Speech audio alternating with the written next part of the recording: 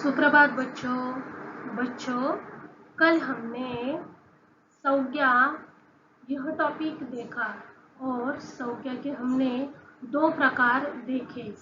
पहला था हमारा व्यक्तिवाचक और दूसरा था जातिवाचक। बच्चों आज विकारी शब्द में हम संज्ञा का तीसरा प्रकार देखेंगे। तो देखेंगे यहाँ पर भाववाचक संज्ञा। तो तीसरा प्रकार है भाववाचक संज्ञा, अंग्रेजी में उसे एब्स्ट्रैक्ट नाउन कहते हैं। पहले परिभाषा देखेंगे। परिभाषा देखो बच्चों, जिस संज्ञा से किसी वस्तु या व्यक्ति के गुण, भाव या दशा का बोध होता है उसे भाववाचक संज्ञा कहते हैं। तो बच्चों देखो यहाँ पर वस्तु या व्यक्ति के गुण, भाव, गुण में अवगुण भी आते हैं बच्चों, भाव और दशा भी आती है, तो उसे भाववाचक संज्ञा कहते हैं। उसके उदाहरण देखेंगे तब तुम लोगों को ध्यान में आ जाएगा कि भाववाचक संज्ञाएं कौन कौन सी होती है। बच्चों पहला उदाहरण, बुढ़ापे के कारण वह चल नहीं सकता। तो यहाँ पर बुढ़ापा, ये क्या आया है? दशा। क्या आई है? दशा। तो बुढ़ापे को अधोरेखित किया है, ये है हमारी भाववाचक संज्ञा। दूसरा उदाहरण देखेंगे बच्चों, भगत जी को क्रोध आ गया। तो यहाँ पर क्रोध, मैंने कहा था कि गुण और अवगुण दोनों आते हैं, तो क्रोध क्या है? अवगुण। तो यहाँ पर व्यक्ति का अवगुण आया है और वो है क्रोध। तो ये हुई हमारी भाववाचक संज्ञा। तो बच्चों तीसरा उदाहरण, सुदन ईमानदारी से काम करता है। यहाँ पर ईमानदारी यह उसकी खूबी है, यानी कि यह उसका गुण है। तो यहाँ पर ईमानदारी को क्या किया है? अधोरेखित। यहाँ पर भाववाचक संज्ञा है ईमानदारी। चौथा वाक्य बच्चों, तू अभिमान करना छोड़ दे। यहाँ पर अभिमान, तो यहाँ पर ये भी गुण है। तो यहाँ पर अभिमान को अधोरेखित किया है और अभिमान क्या है? भाववाचक संज्ञा।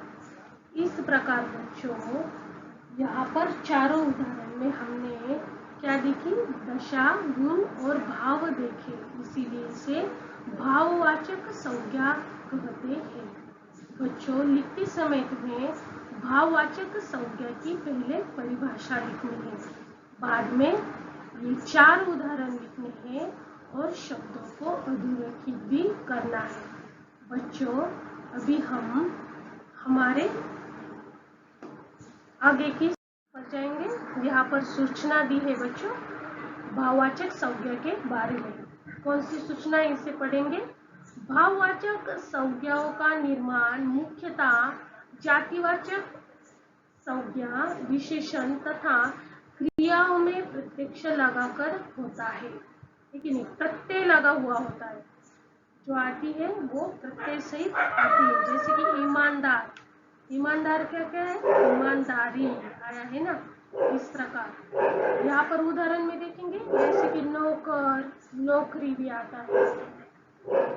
लड़ना, लड़ाई, बच्चा, बच्चेपन, लिखना, लिखाई। इस प्रकार बच्चों प्रत्यय लगाकर भाववाचक संज्ञाएं आती है। बच्चों आगे की तरफ निकलेंगे हम, देखेंगे संज्ञा का चौथा प्रकार, द्रव्यवाचक संज्ञा, मटेरियल नाउन।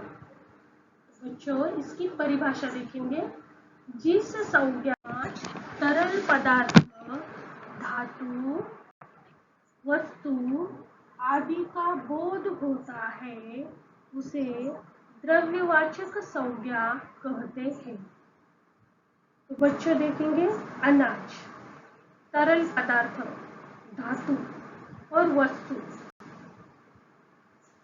आदि का यहाँ पर बोध होता है। अनाज, एक अनाज, दो अनाज, 3 अनाज, इस प्रकार हम इसकी गिनती नहीं करते हैं, बल्कि क्या करते हैं, इसका ढेर होता है, ठीक है नहीं, क्या होता है, अनाज, अनाज को हम क्या करते हैं, ढेर होता है, इसलिए यह द्रव्यवाचक में आता है।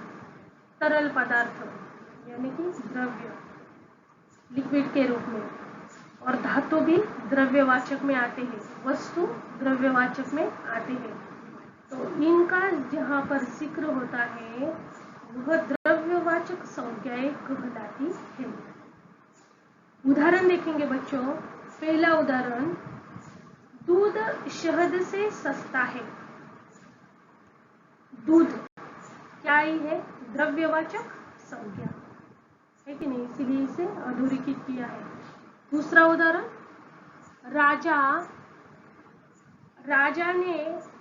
दूसरा उदाहरण, सोने से आभूषण बनते हैं। तो यहाँ पर सोना है कि नहीं, धातु आया है सोना, तो सोना को अधोरेखित किया है, तो यहाँ पर सोने, यह क्या हुआ, द्रव्यवाचक संज्ञा। तीसरा उदाहरण, राजा ने थोड़ा सा पानी पिया। तो यहाँ पर द्रव्य आया है फिर से, यानी कि पानी है कि नहीं, ये हुई द्रव्यवाचक संज्ञा। चौथा उदाहरण, उसे कागज पड़ा हुआ मिला। तो कागज यहाँ पर द्रव्यवाचक संज्ञा, क्योंकि वह है एक वस्तु, कागज को हम फिलहाल वस्तु ही कह सकते हैं। तो इस प्रकार बच्चों, उपयुक्त रेखांकित संज्ञाएं किसी तरल पदार्थ, धातु या वस्तु का बोध कर रहे हैं, अतः ये द्रव्यवाचक संज्ञाएं हैं। इस प्रकार बच्चों हमने चौथा प्रकार देखा। अभी हम आखिरी प्रकार की ओर मुड़ते हैं, जिसका नाम है समूहवाचक संज्ञा, कलेक्टिव नाउन। इसकी पहले परिभाषा देखेंगे। तो समूहवाचक नाम में ही छिपा है अर्थ। समूहवाचक, जिस संज्ञा शब्द से एक ही जाति के प्राणियों या वस्तुओं के समूह का बोध होता है कि नहीं, एक ही जाति तो एक ही होती है, परंतु उसका समूह होता है, भले वह प्राणियों का हो या वस्तुओं का हो। तो वस्तुओं के समूह का बोध होता है, उसे समूहवाचक संज्ञा कहते हैं। इसका समूह प्राणियों, वस्तुओं, पक्षियों, कई सारे समूह आते हैं इसमें, उनकी जाति का बोध होता है और उसे समूहवाचक संज्ञा कहते हैं। उदाहरण देखेंगे। पहला उदाहरण, डाकघर में बड़ी भीड़ थी, है कि नहीं, यहाँ पर भीड़ शब्द आया है। तो भीड़ किसकी होती है बच्चों, लोगों की भीड़। तो यहाँ पर ये समूह दर्शक शब्द है, समूह दर्शक है कि नहीं, कलेक्टिव। भीड़ किसकी होती है, लोगों की भीड़। तो डाकघर में बड़ी भीड़, भीड़ से पता चलता है कि ये समूहवाचक संज्ञा है। दूसरा उदाहरण, वह एक फौज में दाखिल हुआ। तो फौज किसकी होती है, सैनिकों की, है कि नहीं। तो इस प्रकार फौज, ये क्या है, समूहवाचक संज्ञा। तीसरा उदाहरण बच्चों, एक सप्ताह बीत गया। सप्ताह बच्चों, सप्ताह किसका होता है, दिनों का, है कि नहीं, जो हमारे 7 दिन होता है, इसीलिए उसे सप्ताह कहा जाता है। तो दिनों का होता है सप्ताह, इसीलिए सप्ताह को अधोरेखित किया है, जो हमें दिनों का समूह बतलाता है, इसीलिए ये समूहवाचक संज्ञा। चौथा उदाहरण, मैंने अपने परिवार को श्रीनगर भेज दिया। परिवार, है कि नहीं, परिवार किसे कहते हैं हम, घर के जो सदस्य होते हैं उसे हम परिवार कहते हैं। इस प्रकार परिवार यह शब्द भी समूहवाचक में आ जाता है। नीचे देखो बच्चों, उपयुक्त वाक्यों में भीड़, फौज, सप्ताह और परिवार ये शब्द किसी व्यक्ति, वस्तु के समूह का बोध करते हैं, अतः ये समूहवाचक संज्ञाएं हैं। इस प्रकार बच्चों हमने संज्ञा के प्रकार देखे। कुल मिलाकर हमने संज्ञा के 5 प्रकार देखे, है कि नहीं। पहला प्रकार था हमारा व्यक्तिवाचक प्रॉपर नाउन, दूसरा जातिवाचक कॉमन नाउन, तीसरा भाववाचक एब्स्ट्रैक्ट नाउन, चौथा द्रव्यवाचक मटेरियल नाउन, पांचवा समूहवाचक कलेक्टिव नाउन। बच्चों, इस प्रकार हमने संज्ञा के प्रकार देखे, संज्ञा के भेद देखे। बच्चों, इनकी परिभाषाएं याद कर लो, ताकि अगर परिभाषाएं तुम्हारी पठन होगी, लर्न होगी, तो तुम्हें इन संज्ञाओं को पहचानने में बड़ी ही आसानी होगी। इसीलिए बच्चों, परिभाषा पहले पठन करो, उसके बाद प्रकारों को ध्यान में रखो और बार बार बोलो और उसका लेखन भी करो। तो इस प्रकार बच्चों, आज के लिए इतना ही। Thank you students.